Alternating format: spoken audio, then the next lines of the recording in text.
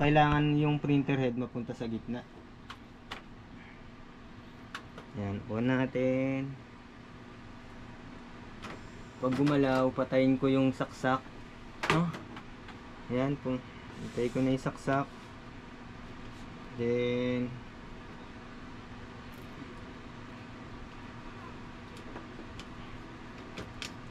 yan. Press lang to eh. Ito press lang. Yan o, ganun lang. So ganun to makaka-printing na. Pigain to. Yan. Tapos yung black, ito yung problema, no?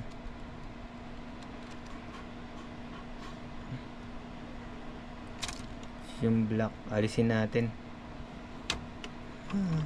Yan, ganun lang, no? Ayan. Problema niya yung black.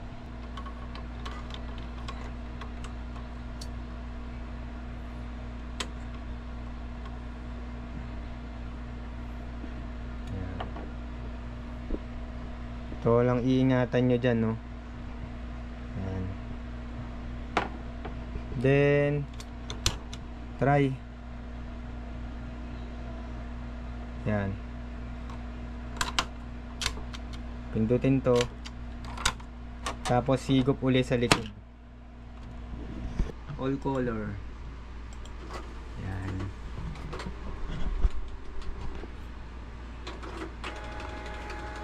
After nyan, mag nozzle check tayo. Yun lang, mahirap kasing mag troubleshoot ng walang pang test, no? Kung wala kang pang test, paano mo malalaman working yung printer head? Iba kasi tayong mga Pinoy, no?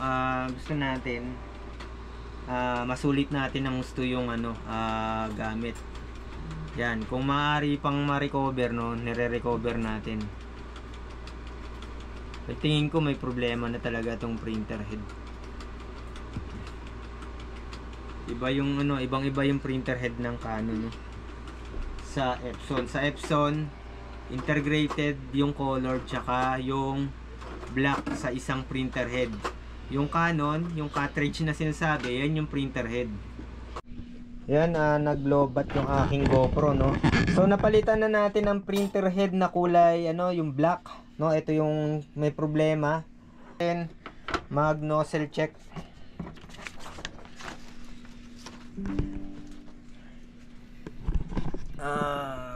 Click natin yung pattern.